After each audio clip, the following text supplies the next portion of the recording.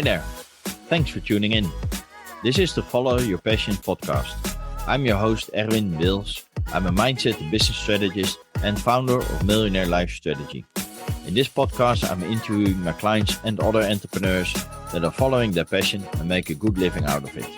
When you want to know more about me or what I can do for you, check out my website, millionaireLifestrategy.com. But first, check out this episode of Follow Your Passion.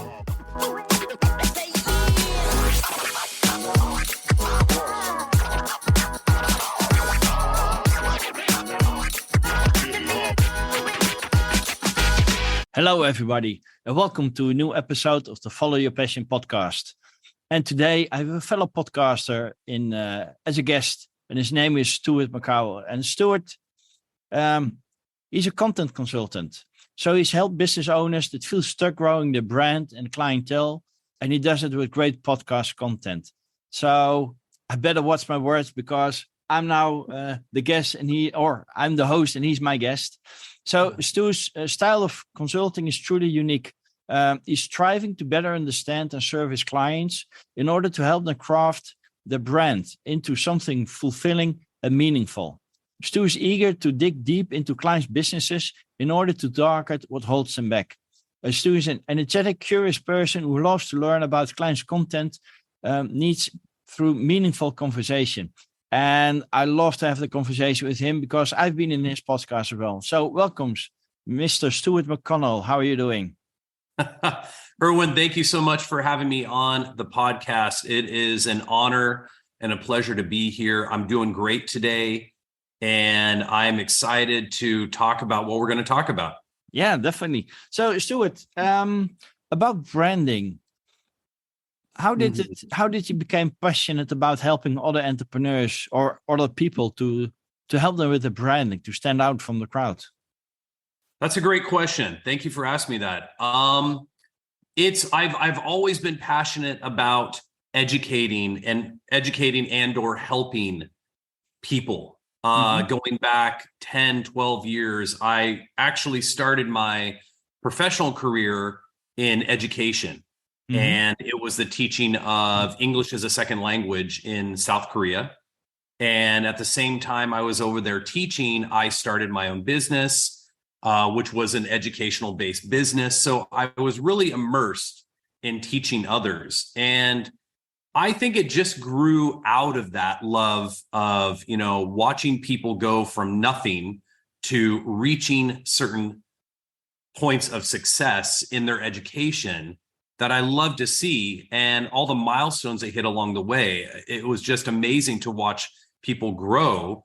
And at first, it's interesting because at first you don't realize it, that you're helping them, or you don't realize really what you're doing until you're able to see them get to a certain point. You're like, wow, I might be actually good at this. Or you start taking some compliments or listening to feedback where it's positive feedback or whatever feedback it is, but you start listening to what people are saying, you start realizing that you are actually loving what you do or passionate about what you do. And anyways, back to, I digress, back to it. I would say it just really grew out of that. And then I started to dive into what brands do in terms of success and why they brand a certain way. For example, everything in South Korea is branded. I mean, they have names on everything. They love that. They love names on their apartments. Just everything from A to Z is a brand. So I was always curious, does that help sell? I mean, does it help sell something? Does it move product? And in America, we don't do that as much, but we still love, popular brands. So that was my first fascination. And then I started to, connect with other people that were a coach or a consultant or something, and they had pain points that they couldn't get over. And the more I educated myself on how to help them get through those pain points, that's how I really started to get into also podcasting. Yeah, nice. And how did you end up in Korea? Because that's not your original. That's not your roots, right?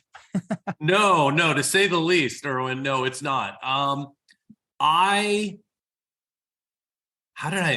a long story. No, it's a short. Sorry, it's a long story, and I'll boil it down to a short story. I took a chance. I was unhappy in my career, what I was doing before I went to Korea. The interesting part was I had friends when I was in university. They were all from foreign countries. They were from like across the globe, mostly Turkey and China. And towards the end of our education, they would say, "Hey, Stu, why don't you come over and look into working in Turkey or working in Taiwan or something?"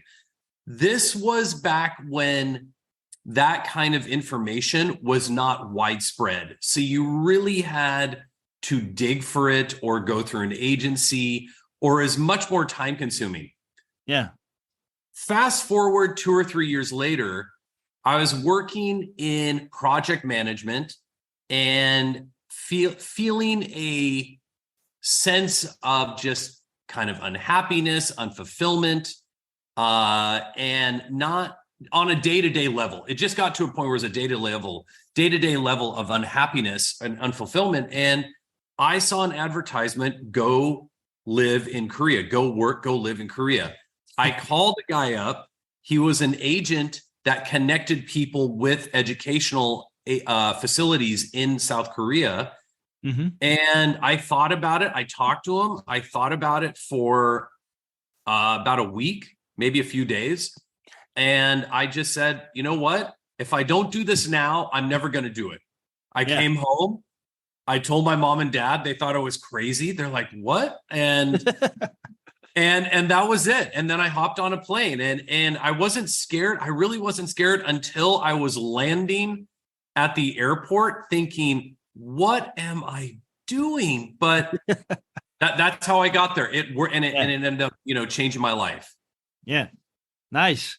It also reminds me of my first job was like a help desk employee, and the company that I started working for, they went from Microsoft DOS and WordPerfect towards Windows 95 and Microsoft Office, and I had user experience with Windows and Microsoft Office. So I thought, well, that should be an easy job, right? And it actually was, but it wasn't when I started training the employees in using Windows 95 and Microsoft Office that I started learning about Microsoft DOS, how it worked, and with WordPerfect as well.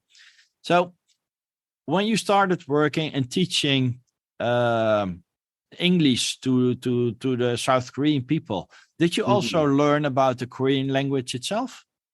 Oh, yeah. And you can't help. I would say Korea is still one of these countries. It's still a country where if you really want to understand the society, you have to learn a certain level of Korean. And also it makes things a lot easier to get around. Yeah. However, the interesting part is everything is in English. You get on the subway, you get on a bus, you get on mass transportation, you go into any building, you go to any restaurant, everything is in English and Korean. However, like I said, it's one of these countries where you still have to know, I believe you still have to know a certain level of Korean to kind of fit in, to understand things on a little bit deeper level.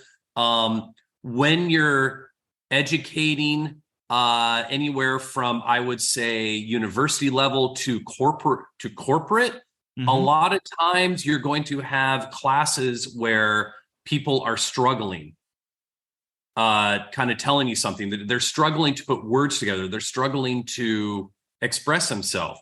So to make things a little bit easier and to understand their pain points, knowing some Korean, I believe, was important. And I just learned it kind of naturally by talking to people.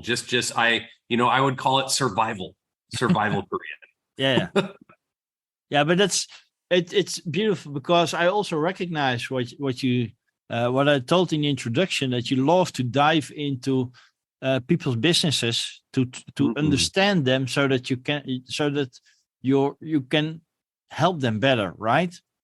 Totally. And you actually already use that quality, that talent in your teaching business. Because you also wanted to understand your students so that you can advise them better, so you can teach them better. So it was already part of your core, I would say.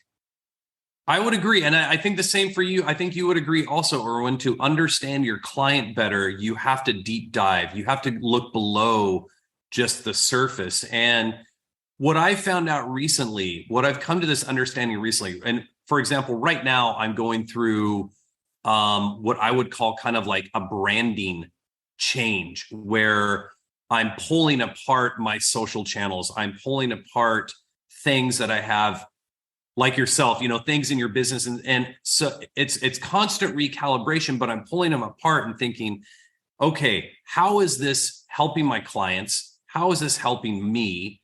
Is it really serving me, or am I forcing it too much? Yeah. And right. And I think we all go through this, and that's a form of huge transformation, where we think we're giving this out to the client or this out to a lead, a package, an offer. And we say, this is my offer, 1, 2, 3, 4, 5. And then you start having these deeper conversations where they might be looking for that, but at the same time, there is maybe 1 or 2 or 3 other things that they're looking for also. And we might not be experts in that, but we're able to actually facilitate that for them. Yeah, definitely. And that's also, I love that you say that when you want to help a client, it doesn't mean that you have to have all the expertise within you, right? Mm-hmm. As long as you be like the spider in the web and you can offer those services and still help the client, that's key, because that's what they actually need. Completely. I would say if there's a really basic framework for helping any client, it is number 1, listen. Listen always. Number 2, come up with 1 or 2 points after you're listening to them over and over. Number 3, execute at least those 2 points on a consistent basis. And that's a really simple framework that I think works for any person that is helping clients. Oh, definitely. And I bet you also have those clients that they love to sell their services or their solution. And what for instance, let's say that you have a web designer, right? Mm-hmm. And someone would come to the web designer and he says, I want a new website, right? And the web designer, a lot of them, they are asking, okay, so what do you need to web shop with it? Do you need a services page? What kind of landing pages do you need? How many? Yet, what you already told me, and what I do as well, is first you have to dive into your client's business before you start talking about the solution, right? So the first question should be something like, well, I can build your website, but can you first tell me about your business? Why do you think you need a website? Because if there's no system behind it, it's going to be a very expensive digital business card. Exactly. Yeah, exactly. And I made that mistake the first time, where I had a website built and I didn't know how to utilize it. And I didn't know that there should be something behind it. And then looking back, I realized that the design of the website was partially faulty, but even behind that, I really didn't know how to utilize it. And it's like putting a LinkedIn profile up and not putting a lot of content out, or not utilizing it. Yeah. We could have been brothers. I've made the same mistake as well when I started my business, right? We were about this. We were in a pilot program, was about client attracting websites, right? Mm-hmm. And so we had to deep dive into your client avatar, build the whole website, and the website was built. And I thought, well, I don't see any clients coming. What's wrong with it? Right? Not knowing that you have to keep adding content, that it will be visible and make it good content so Google will like it and all those things. They didn't told me that. I thought, well, the website is live. It's done. No, it's not done. Right. It's just starting. Right. I thought the same thing, Erwin. I thought, I'd build it and they'll come. I didn't know that I had to get myself out there on like a platform like LinkedIn or Instagram and form a conversation or awareness of me and my services. That way people would come to me. It's not about people. That way people know about you. And then also there is, cold calling and outreach too. And it's a nonstop service. It's a nonstop two-way communication. And a lot of people, right? You got to learn how to accept no for an answer. A lot of times you got to learn how to reach out to 100 different people and only hear back from 2 or 3. That's just the way it is. That's just the way it is. So if you can't accept that, then it's a little bit tough. Oh, definitely. It's painful. So Stu, when did you decide to add podcasting to your expertise?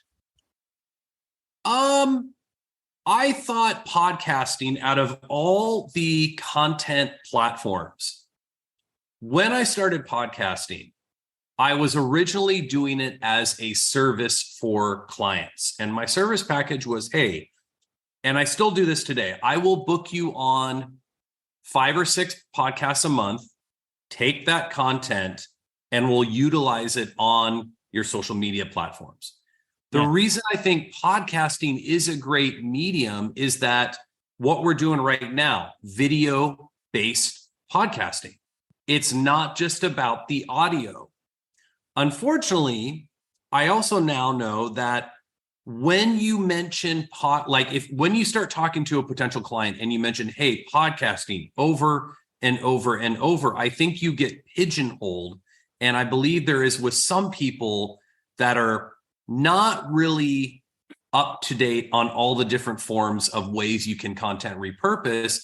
They only hear podcasting.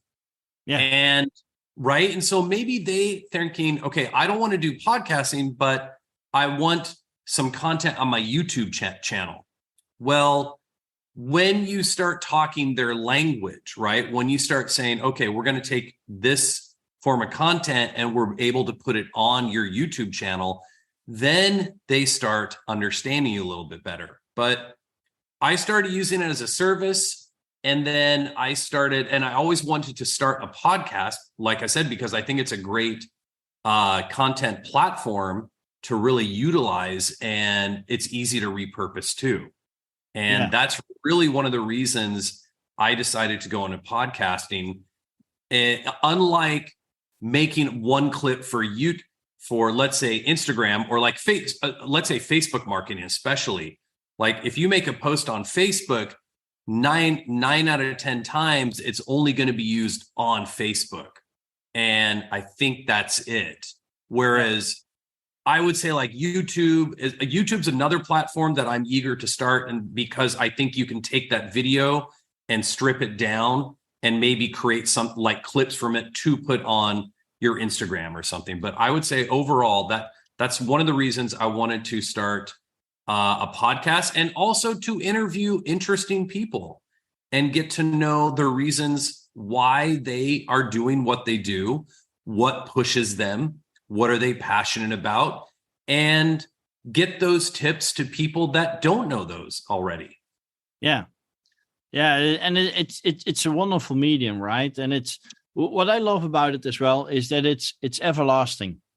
Right? Totally. You can always find it. You don't need to be present to listen to it, right? Like we had a few months. I'm not even don't know if it's still alive, but with Clubhouse, right? It was this fear of missing out. You had to be there to get the content, and it was invite only, and it was a hype. And I think I haven't heard about it for the last 2 years or so. Yeah, I think so. I think it's pretty much dead. In other words, I'm sure it still exists, but I don't think it's an active platform. No. And with podcasts as well as with YouTube videos, it's always there, right? You upload it and it's available. And whether or not you publish an episode this week, in 2 years' time, people can still listen to it. Totally. And also, to add on to that, what's great about podcasting is that it's searchable too.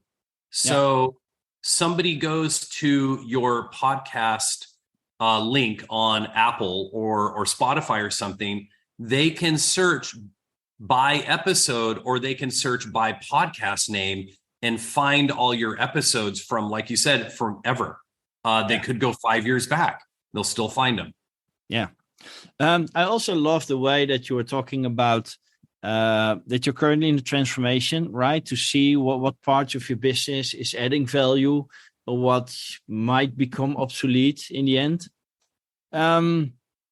I did this exercise a few times myself, and I also, when I was doing that exercise myself, I recognized things that I love to do that I already did when I was a child.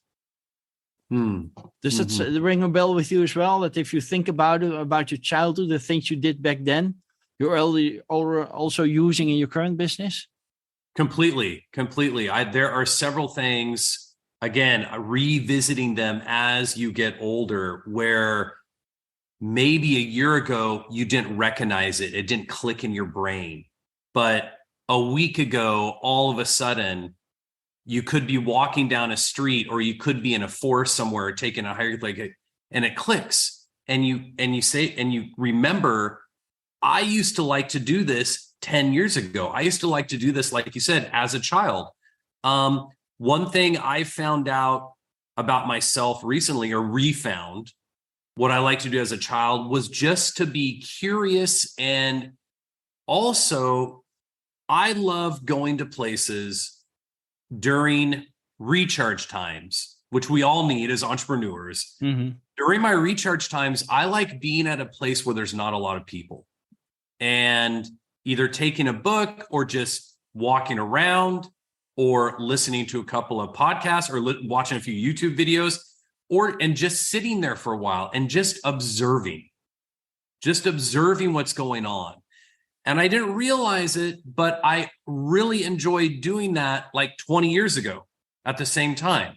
I used to really enjoy, when I was in university, I really enjoyed going to the library by myself, sitting at a table, reading, getting my assignments done, and then also reading.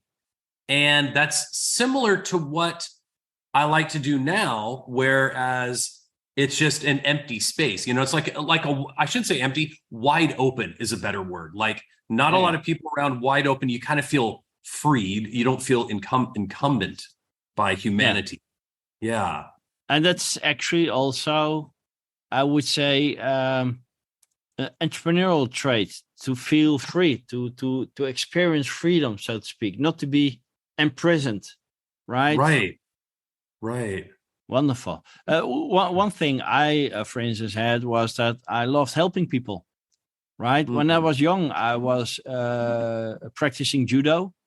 And I still remember when we had to do an exam that sometimes my partner didn't know a certain throw or a certain grip, and I whispered it in his ear. But I guess my whispering skills weren't that developed. So after the exam was over, the trainer most of the time said, "Well, Erwin, I know your past, but your partners should do it themselves." So, interesting. I wasn't whispering that good, so to speak. Interesting. But it was already, I just loved helping people, right? And it's just like you said, with sharing your knowledge. What good is knowledge if you don't share it, right? Oh yeah, Erwin, that's 100% correct. It's like you just said.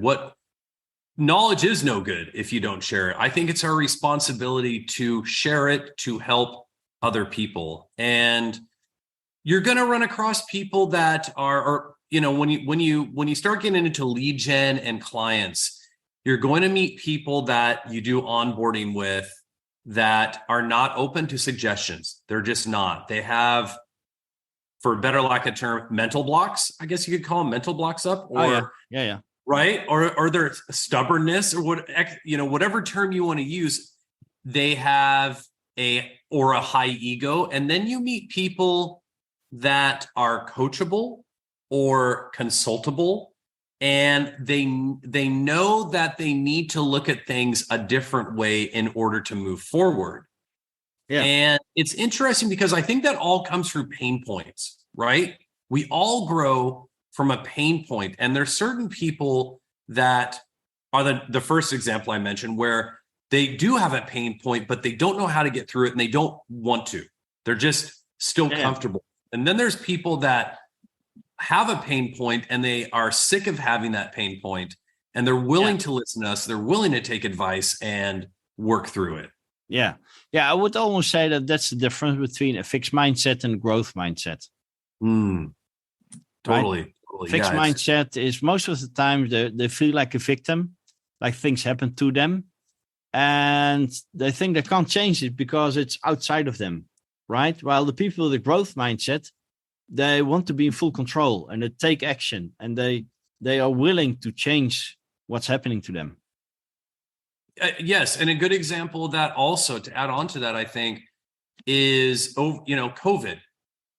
We've come out of COVID for the most part. Yes, it still exists. I mean, this nonsense that some people, COVID's gone. Well, it's never gone, but a lot of businesses, I think, are still blaming. I don't want to say, I want to be careful about this.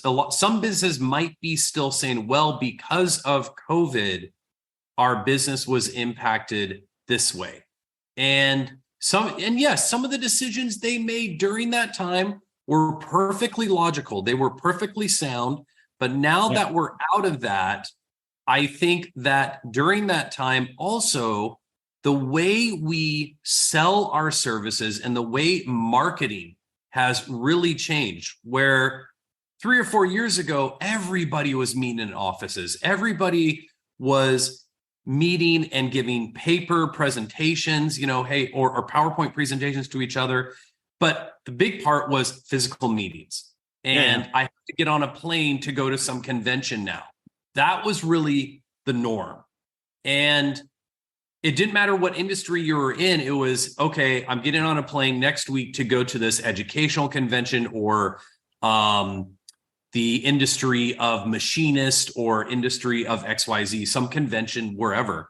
And those are coming back, which is great. However, at the same time, I think those have been changed forever, because people are saying, well, you know what? Now we can do this live for people that want to come, and virtual. At this time. Yeah. And it's what you say, especially COVID. I think that's a great example that some people were, of course, COVID had a big impact, right? We can't deny that. Restaurants were closed, businesses were shut down, people weren't allowed to meet and get it together. But on the one hand, you can feel victimized and hoping that things will go back to normal, right? Or you can accept the situation as is and see how you can make the best out of it. Right? And people that are willing to make the best out of it, they're flexible, they're adaptable. They know that the world can change tomorrow. So you have to be willing to adapt your business plan and not keep the old one alive as long as possible, even if it doesn't make any sense. Totally. Yeah. You mentioned closed mindset. And I think that has a lot of connection. That's a deep connection there, where you think, or somebody thinks, that business will come back to normal. You mentioned coming back to normal also. And I think that was the belief early on. But again, it's easy to believe, isn't it? I think we all have maybe a point in our life where we're like, you know what? I lost 5 clients, well, you know what? I'll just keep doing what I'm doing and they'll come back. Whereas people are using new techniques now and newer techniques.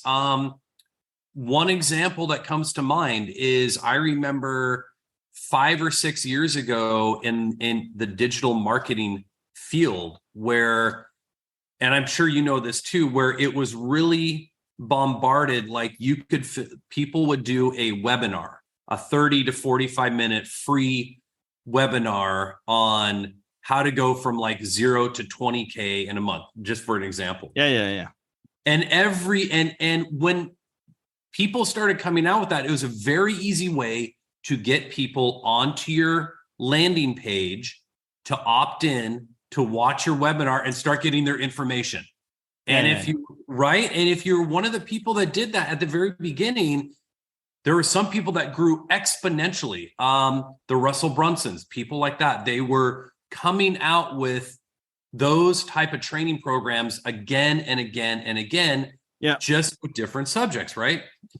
And then that started to get really saturated, where now I sometimes see that coming from somebody that's trying to sell their offer, trying to sell their coaching services or their content services, and because I don't think anybody really wants to get on an hour-long webinar. I mean, very few people want to get on an hour-long webinar anymore. They want the content cut up into 2-minute pieces, 30-second reels.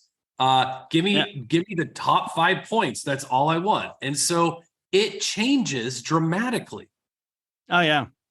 And I would almost say, you can't blame them, but I would almost say that it's a pity to see those people that had those exponential growth. They're now selling the concept they used to get this exponential growth, even though the market is saturated, right? Yes. And some of them are still doing that at the same time. You're absolutely right. They're like, how to do a webinar that will lead to more clients or sell more product. Yeah. And it's the wrong timing. It's the wrong person. And a lot of them also things they take for granted, they're not telling in those courses. But that might just be the difference between success and failure. I agree. I think a lot of it is I shouldn't say a lot, but like you said, there's points that are not talked about that you have to find out by yourself. One of my biggest pain points when I first started out was I thought, because I was listening to the wrong people, I was listening to the wrong mentor. And one of them was, hey, just farm out all your content. Just go to somebody and have them write it. That way you don't have to spend time on it. You can focus on other things. What I found out was that that's sometimes a bad idea because, right, it has to start from you. So even if you need to come up with the idea, I think you partially need to start creating the content, and then maybe you can offload it to somebody else. But if you have just somebody do the entire thing, it doesn't come across very well in my point of view. It's actually what you just shared with us. I would almost say that you should be careful about AI at the moment. Because if you're just letting AI write your content, it's without a soul. And people will feel it when they read it. I'm working with a lady in the US as well, and I tried it once, right, to write an article using AI, and just to test it, I sent it to her and asked her about her opinion, and she said, "Well, it's good, but I missed the Erwin part." Yes, right. And that's because the content was great, right? But it just missed that secret sauce that you put into it without realizing it. And that's what you said as well, right? Pretty much. I think it's the same thing. It used to be, just have somebody write it. Now it's have AI write it. Yeah.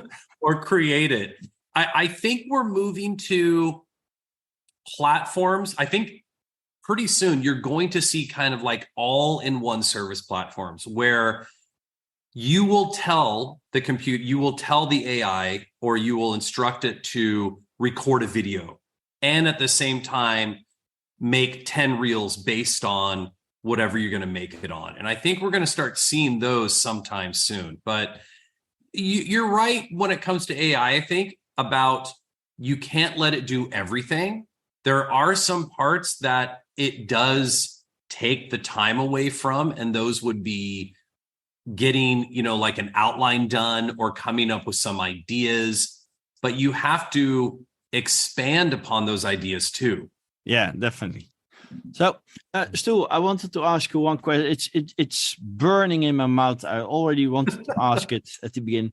Thank you. Could you share one of your success stories about your client? Because we all know that once you see your client grow and reach a level, you see it makes you proud. It fills you inside as well. Sure. No problem.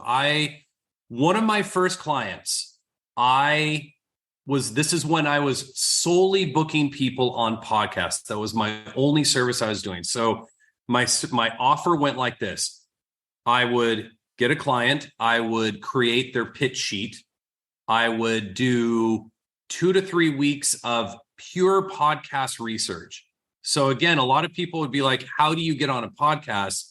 Because they could not contact a podcaster. And once you learn how to do that, yes, there is some digging for podcasters that are not on a podcast platform, right? Yeah. That's one of them. But the other one is that if they're not on there, especially, you have to dig for information. You just have to. I would specialize like, hey, these 30 podcasts, perfect match for you. And then we can expand upon that. So one of my first successes was that I booked him on I think it was like his 3rd or 4th podcast he was on. I booked him on a top 10 podcast. And nice. we were doing a service base. So like he was helping me with mentorship. I was helping him with podcasting. Mm-hmm. This is before I even got paid. I was not, but it was worth it. I was like, you know what? And I created his pitch sheet for him and I did everything. And so that was a real success for me because I wasn't sure at the time I could really do it. And I was able to, complete that. So that was a huge success. Yeah, I can imagine, especially top 10 podcasts. That's amazing, Stu. Thank you. Yeah, I was like, wow. And it was funny because I didn't know it was in the top 10 until I looked at one of the, what do you call it? It's like a podcasting source where you go and it says, it kind of tells by this many listeners. Yeah. It was a ranking website. Nice. Thank you. Yeah. So, Stu, I think we can talk hours about all the subjects we're more or less in the same business with different angles. Sure. But if you could share one tip or little piece of wisdom with the audience about entrepreneurship or about following your passion, what would it be? Sure. Okay. 2 tips that I have actually are always be willing to transform yourself. Transformation can occur at any level. It's really up to you. Like Erwin was mentioning, that fixed versus growth mindset, always be willing to have a growth mindset. And part of that, I want to say, is that read books that are valuable, take the stuff from those books, implement it into your skill set. So if you don't know how to do something, read a book on it that actually lays out sales or copy or something and implement that into your skill set. And then the other one is just, even when you doubt yourself and even when you don't feel like getting up in the morning, or even when you feel like not working, you have to learn how to get through that. And if that means just doing input for a day and very little output, that's okay. It's only one day. There's only today. There's no yesterday, and there's no tomorrow. And if you have that kind of mindset, it will get you through all times. Perfect tips, Stu. And like I'm used to, you're just over delivering. Thank you, Erwin. I appreciate it. So, Stu, if people want to know more about you or get in touch with you, how can they do that? Since I'm going through some transformation in terms of my channels right now, number one, you can look me up on LinkedIn at Stuart McConnell. You can find me there. There might be some changes next time you look me up. Number two, you can look me up on Instagram at Guestsounds with a capital G. And you can find me there and you can reach out. You can message me or feel free to get in touch with me on there. Perfect. Well, let's follow your transformations too. Looking forward to it. It was great having you in the show, and let's keep in touch. Erwin, always a pleasure talking with you. Like you said, we could talk for hours. Thank you so much for having me on your podcast.